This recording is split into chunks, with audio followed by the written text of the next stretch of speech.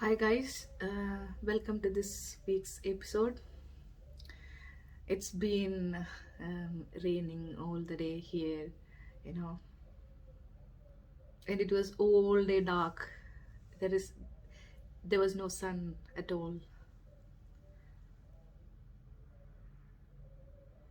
Hope you guys had a good day. Um, so today we are going to talk about identity. What is your identity? So far from our discussions, the brain storage, the memory, what kind of memory, and including the memory we had from in this birth, like after our birth, our interactions and that memories, including all that memory, and and using your intelligence and thought process. So based on all these processes, we develop an identity. And an identity means a type of awareness you develop about yourself based on your knowledge, your memory in your brain, and the information you gathered from outside, your experiences.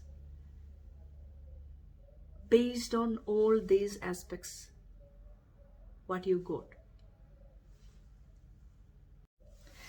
So I have a question to you guys. The question is this: whether you own this, whether you own your identity. Because you completely aware about who you are, how your identity is developed?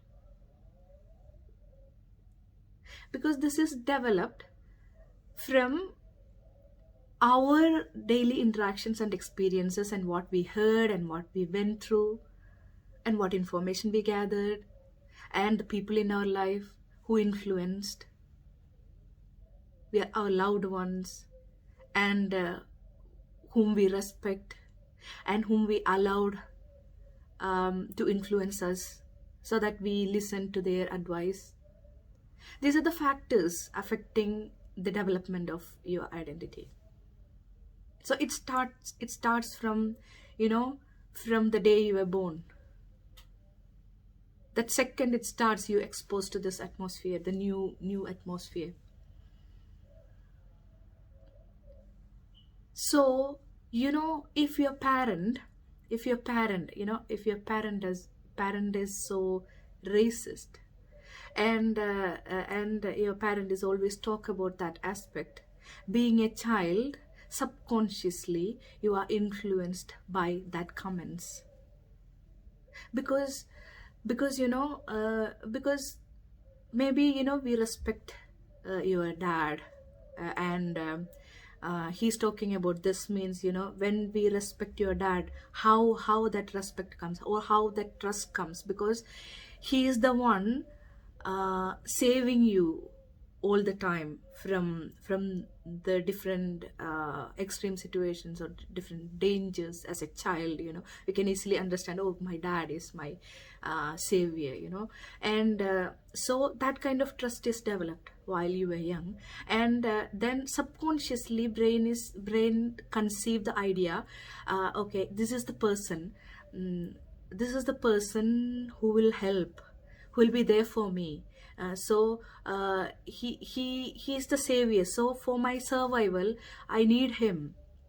Okay, so he's a strong person because he's capable of helping, saving me in any kind of situation. So his belief system is like this. So subconsciously the brain conceive the idea that, okay, I also should follow this belief system for the protection and the survival of myself in this setting, in this society. So that's the logic the brain develop and to conceive that idea, and brain take it subconsciously, this ideation, this kind of influence comes from the people we trust and the people who influence, so this is the logic behind it, because brain, the ultimate aim of the brain is to protect us, the survival mechanism.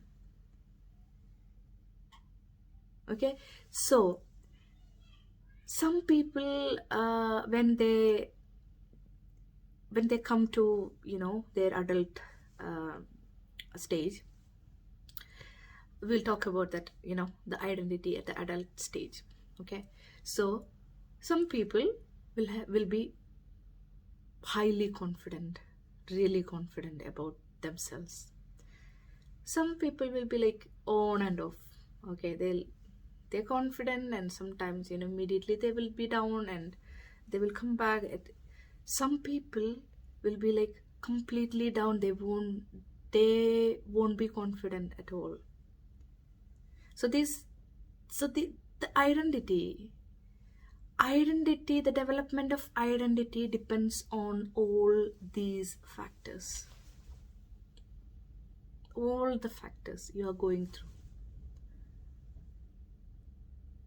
So my question is, do you own this identity?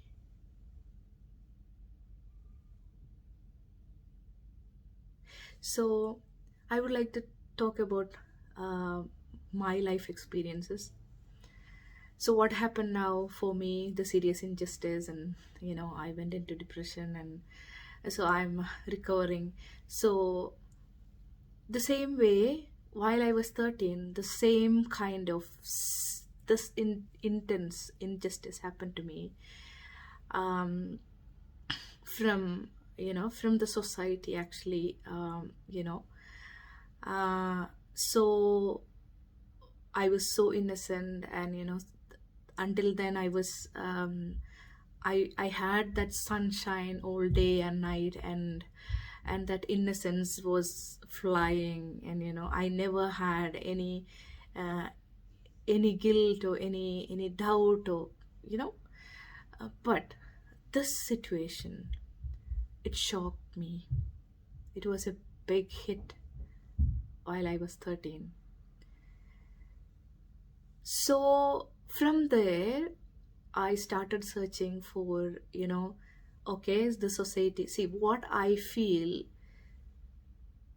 is this, and the society is telling it's unconventional, society can accept it.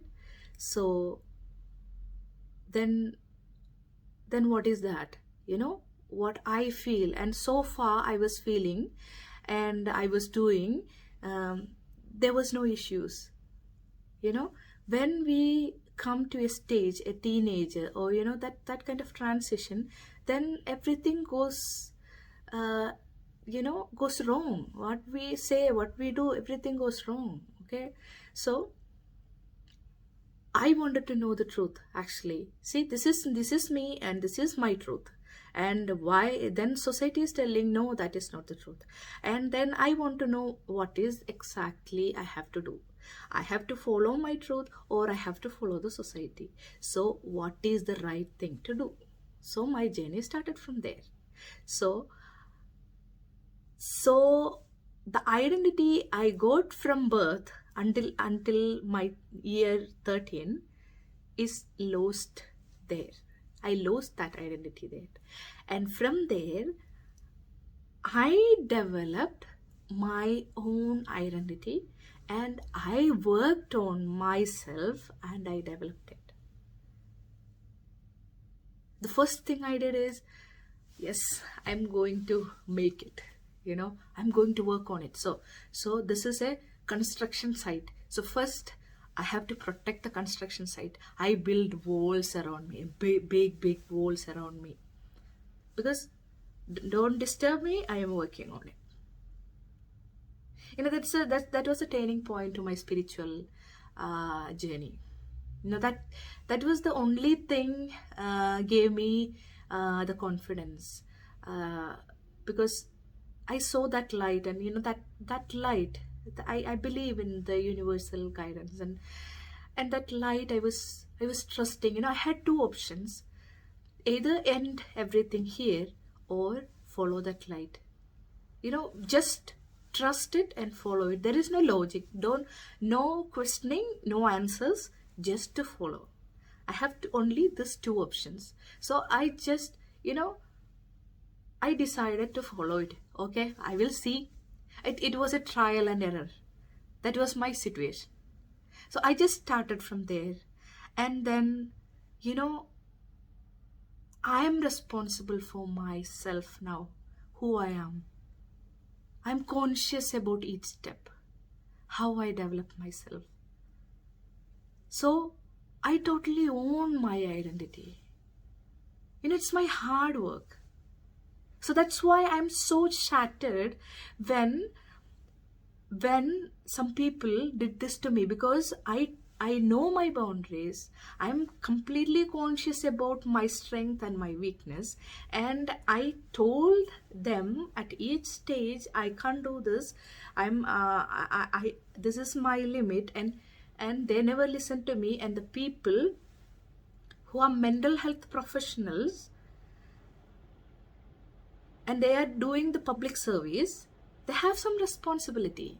So that's where I made the statement in previous episodes. They rejected my existence, because this existence or this identity I developed myself with my hard work. Okay, so when it is not respected, then they are rejecting our existence. They are rejecting our identity. So this is where the significance of identity comes. So I would like to add, there is a system exist, as per the Indian tradition, or Indian Hinduism, or the Indian philosophical scriptures. Like, we have a tradition. Uh, when I look into these aspects, I feel that is significant. We will come to that. Before that, I'd like to conclude this kind of type of identities. So we have to look through who you are. Do you own your identity, or it's a kind of baggage you got from your bad friendship, or bad bondings, or crap advice, or bad influence? What is it? What you have? What's your identity? Are you aware of it? Do you aware of your identity? Because it's very important that based on that you are reacting, you are interacting. When you are talking to someone, if they are talking about something, sometimes we will get really irritated, frustrated by their talk. Why? Because it hurt your identity. So what is hurting you? So this is I came to, I really had a deep thought about this, because when I thought about the racism aspect, and I had in one of the group, they were talking about the ethnic Americans, and the European invasion there, and people were so someone put a post on one of the leaders, the tribal leader of ethnic Americans, and and it's they're talking about against the whites, and so in the group they are fighting. Um so then I realized, I was going through it, and I put a comment about that, and people all came attacking me. And so then I realized, how this works. Actually, um, you might have watched the movie, the cartoon, the movie Croods. So in that, the the family, of the family, and the first family, it's showing like that. So they always say, uh, stick to the pack. Okay, stick to the pack. So so the same way, we have a tendency, that uh, so that's what reflected in all throughout the discussion. They were, justifying their intention, because all whites, and I'm not talking racism here. Actually, I'm just talking about the attitude. I'm It's so funny to look into the attitude. Actually, they're talking because they are not realizing their identity. They're not realizing who they are, and their identity is, they got it from, like, outside a pile of things, and that's their identity, and they're not aware of it, actually. So that is rooted. See, we are human beings, so we should have that attitude to see everyone as human being, other than, the color or gender or anything. That's what we need to be. So that should be our identity. It shouldn't be some crap you got from your angry granddad, or your dad's racist attitude, or or discriminatory situation. It shouldn't be. You have the conscious, you have the, we were talking, we had all the discussion in the previous episode about the neuroplasticity, and how we can come out of the trauma. We have the power to work on your trauma, your past memories. You can make it clear, and you can make it pleasant. You have the power for that. And still, you're like bonded to it, like, you can't come out of it, and see, this is the funniest part. You're fighting for something. Something is stuck in your head, and you don't know, actually. You don't own it. You don't realize that you don't own it.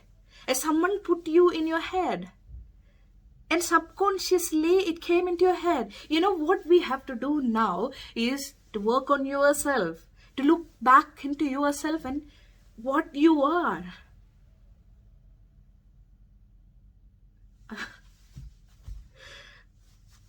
So, okay, so I'll come to the tradition, in Indian culture.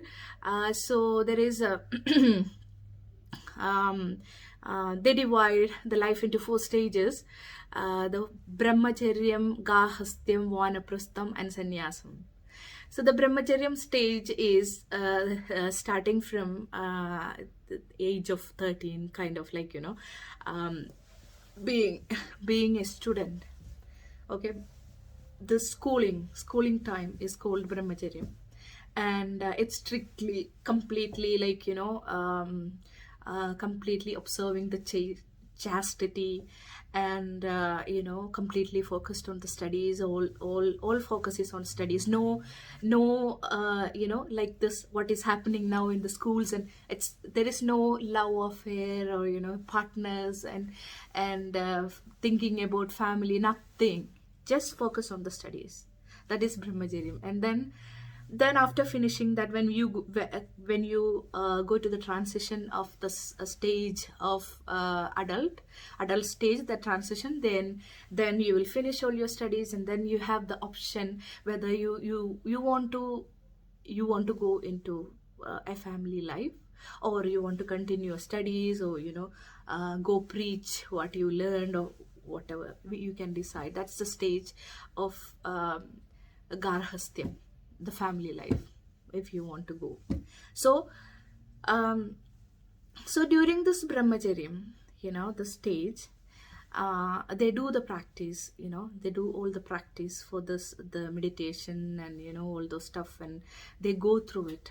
Okay, so what I feel is, from my experiences, from my experience, from year 13, I had this serious incident, and actually I started searching for the truth.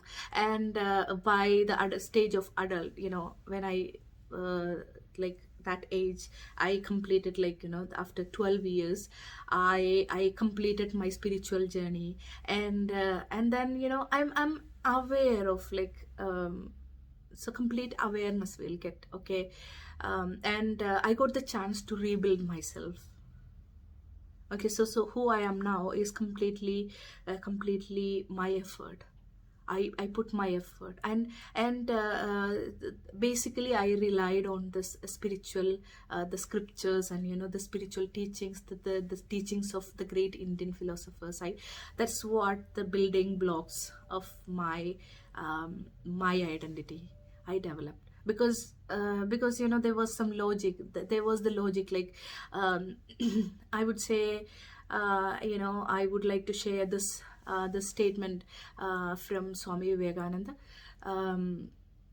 He said, his one of the book I always kept, instant inspiration. So in that he says, if you work on mathematics for 12 years, you will be the legend in mathematics. If you work on physics for 12 years, you will be the legend in physics. But if you work on yourself for 12 years, then you will be legend in everything. So like, that young age, I was thinking, oh, that's great, oh, there is a shortcut. Okay, fine. See, mathematics, if I go with mathematics, oh, I will just limit it to mathematics. If I go with physics, so I need everything, so I will go, I will follow myself. So that was my that was my logic. And gradually, so I was blindly following that idea, that from the beginning. And then gradually, one day I this thought came to me. I was the mobile phone was in my hand, and I was thinking, so this mobile phone, so I know what is this mobile phone, what is the mobile, because I'm there, I'm watching this transition from the landline to the mobile, and the development of different phases of mobile phone. So so I was thinking, if someone who is living in a forest, and she doesn't know anything about the technology, and I'm giving this smartphone to that girl, and how she will identify that. So while I was thinking about it, and then I could see that, what she will see, she will say, it's a I got something, and it's a square, or it's a rectangle. Okay, its shape is rectangle, and it's a black surface, and when we touch on it, and we can see the moving objects inside that. So what so so I realized, what is knowledge actually? Knowledge is, knowledge, acquiring knowledge, learning is actually connecting, right? Connecting something outside to the information we have inside. Then I realized, I got the enlightenment. Oh, that is true. Oh, so what Swami Vivekananda said is true. So I have to look inside. Then I'll be legend in everything. That means everything is inside. I'm just connecting the outside to the reflection of inside. I mean, what I have inside, I'm connecting that with outside. So then I realized, oh yes, I am on the right path. So hope you enjoyed the session. So with this, I would like to conclude. Hope you would have a good day, and thanks for listening. We will see you next week.